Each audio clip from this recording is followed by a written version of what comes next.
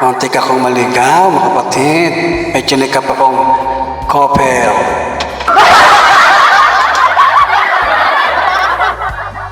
Pinuntahan ko kasi sabi sa akin ng customer may error daw, error. Ayan na naman tayo sa error. Sabi niya sa akin, ang nakalagay daw na error, E5. Siyempre, tingin naman ako sa error code ko. Tinignan ko. Nakita ko si Mambula. Ay, E5. Ang tinutukoy ay coil sensor. Siyempre, tuwan-tuwa ako. Sabi ko, madali lang to. Nagdala ko ng isang katutak na coil sensor para sigurado. Mga 20 peraso yata dala ko. Para panatag ang kalooban ko. Nang dumating ako, agad-agad bumaba ako sa motor ko. Di na ako nagsama ng helper kasi alam ko madali. Ayun na nga, binuksan ko, binulaklat ko, nakita ko ang laman loob. Kitang-kita.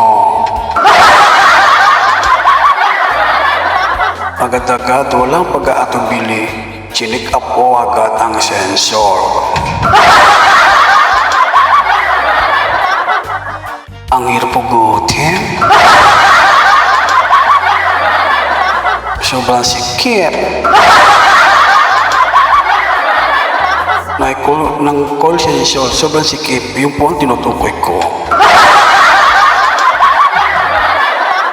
Muntik pa nga inat na ina.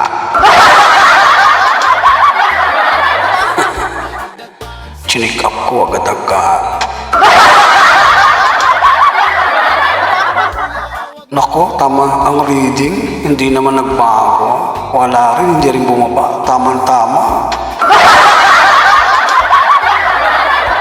Goods na goods.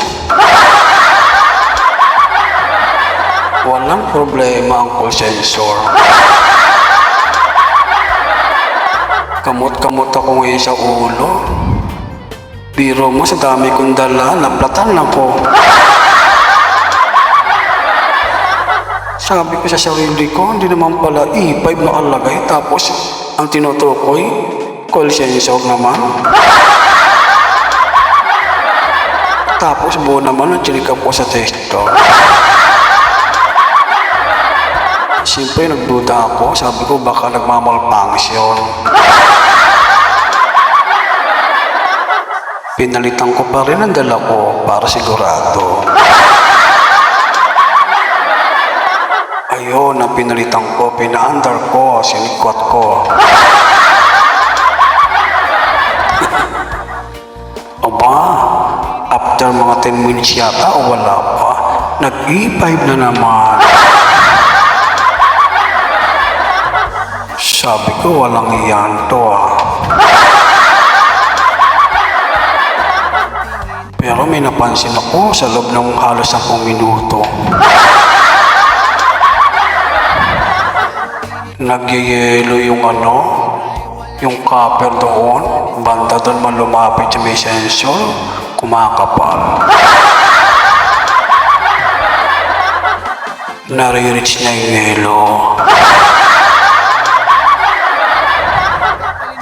Siyempre ikaw, duda ka. Sabi ko, kung undercharge to, dapat ang lalabas couple easy. Ibig sabihin ng easy money. Siyempre dahil lang tuta ko, dahil nakita ko, mulat na mulat ang mata ko, kargado Kargado motor. Kinuha ko yung mga tools ko. Inis na inis ako. Napipeke ako na tong E5 error na to Kinapit ko yung gauge. Alam niyo kung ano nakita ko?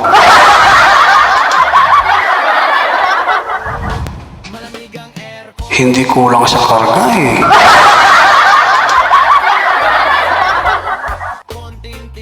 Sobra-sobra pa nga.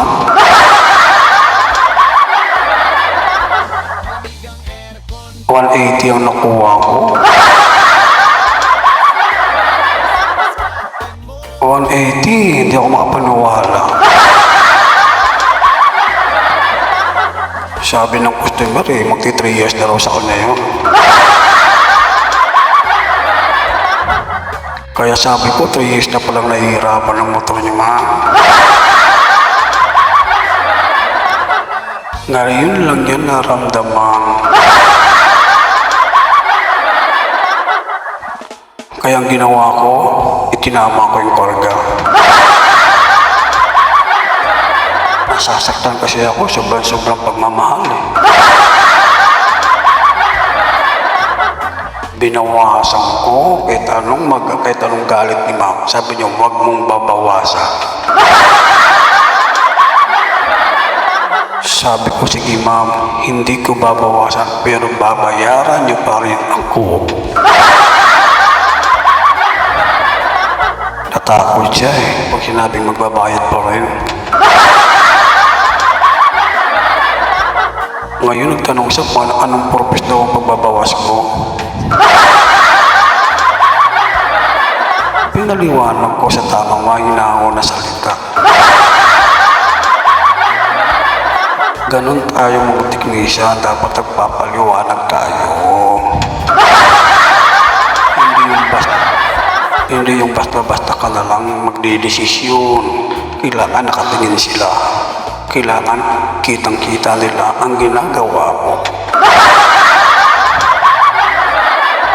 Hanggat maaari nga pag hindi sila kasama, i-videoan mo pa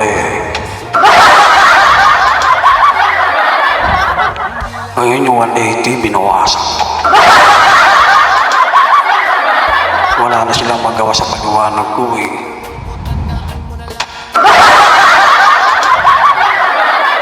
Ginawa kong 140. Sabi sa akin, ang laki naman ang binawas mo. Sabi ko, ma'am, doon tayo talaga magsisimula Kasi wala pa akong nakikitang ibang dahilan, kundi ito pa lang.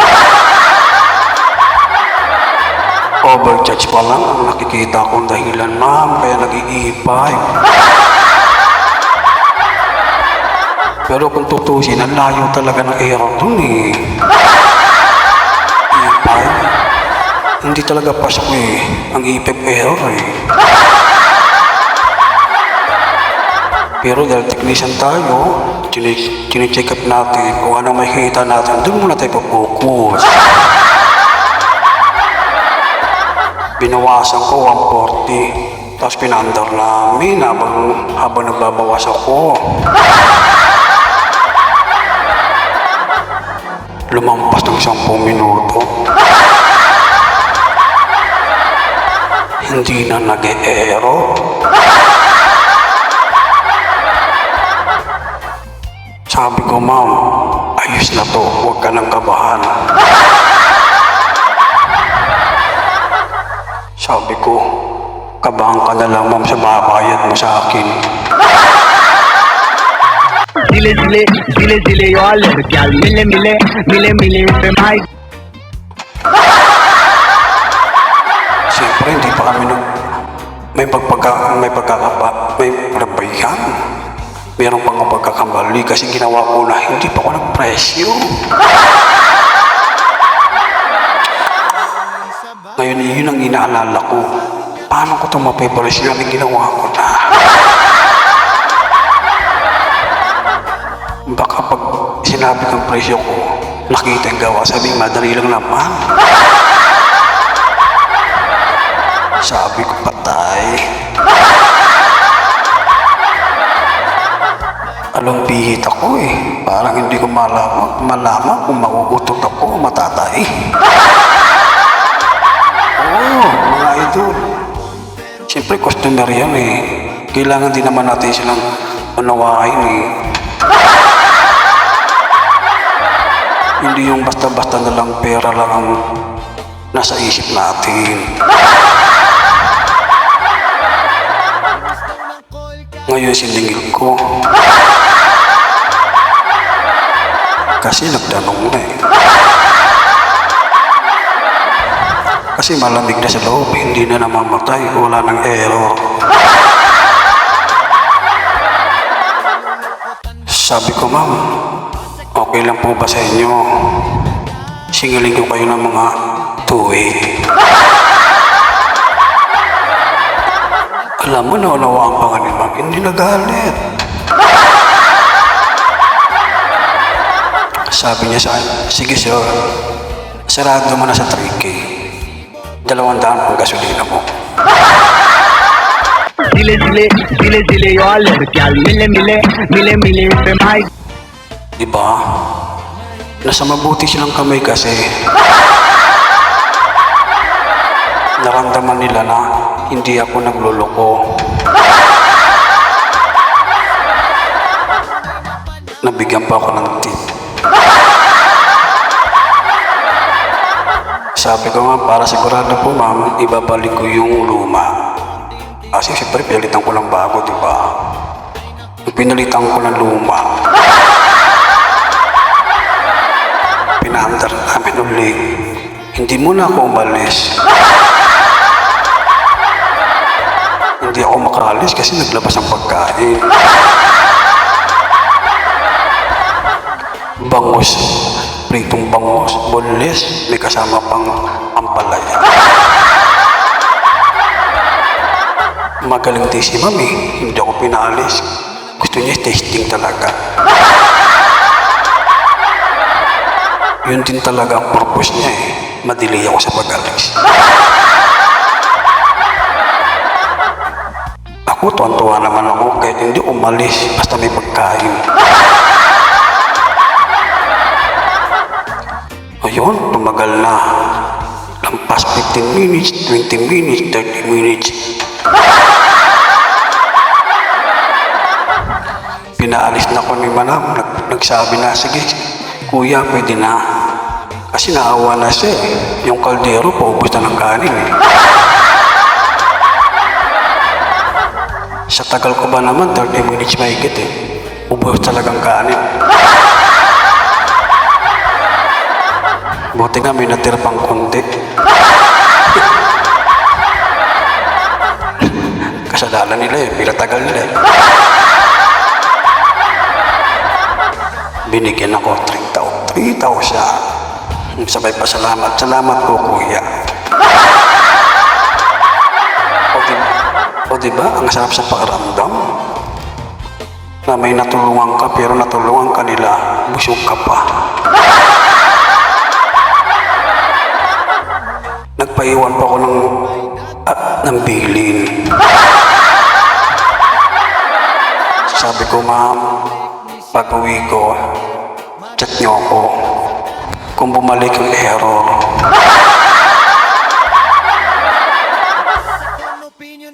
Wala eh.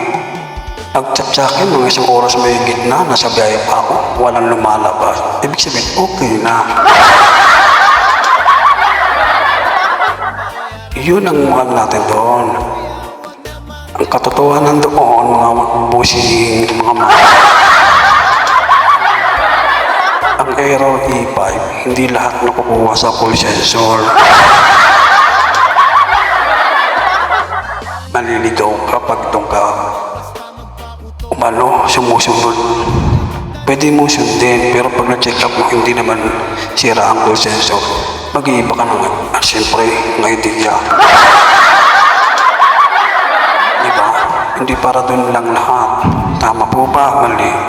Asya-asya, mga babo. Inom muna ko inom. Zile zile, zile zile yo lड़कियां मिले मिले, मिले मिले पे भाई